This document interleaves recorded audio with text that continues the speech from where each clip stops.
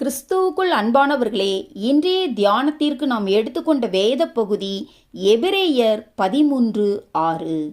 கர்த்தர் எனக்கு சகாயர், நான் பயப்படேன். கர்த்தர் நமக்கு உதவி செய்கிறவராக இருக்கிறபடியால் நாம் பயப்பட வேண்டிய அவசியமில்லை. ஏனென்றால் அவர் எல்லா நேரத்திலும் நமக்கு சகாயராய் இருக்கிறார். மேலும் கர்த்தர் நமக்கு சகாயர் என்று விசுவாசிக்கிற விசுவாசம் பயத்தை புறம்பே தள்ளும். ஆகவேதான் தேவனுடைய பரிசுத்தவான்கள் தேவனை தங்களுடைய சகாயராக கொண்டுள்ளார்கள்.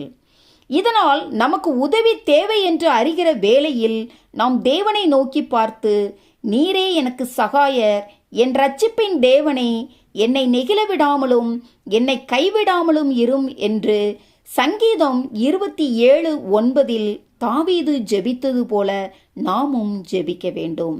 அப்பொழுது தேவன் அனுகூலமான துணையாயிருந்து நமக்கு உதவி செய்வார். நம்மை பயம் பற்றி கொண்டிருக்கிற நேரத்தில் ஒன்றை நாம் அறிந்து கொள்ள வேண்டும். அது என்னவென்றால், விசுவாசம் இல்லாத இடத்தில் பயம் வரும் என்பதே.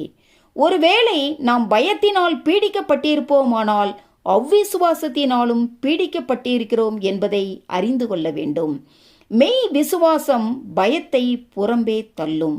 ஆகவே இப்படிப்பட்ட நேரத்தில் சங்கீதம் 10:14 சொன்னபடி திக்கற்ற பிள்ளைகளுக்கு சகாயர் நீரே என்றும், சங்கீதம் 54:4 இதோ தேவன் எனக்கு சகாயர், ஆண்டவர் என் ஆத்துமாவை ஆதரிக்கிறவர்களோடே இருக்கிறார் என்றும் விசுவாசத்தோடு தைரியமாய் சொல்லி நாம் தேவனிடத்தில் ஜெபிக்க வேண்டும்.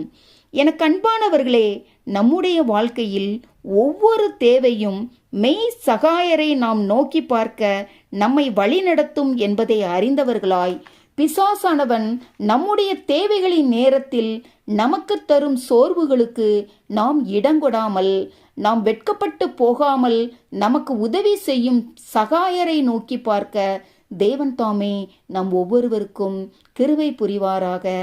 ஆமேன். அல்லேலூயா.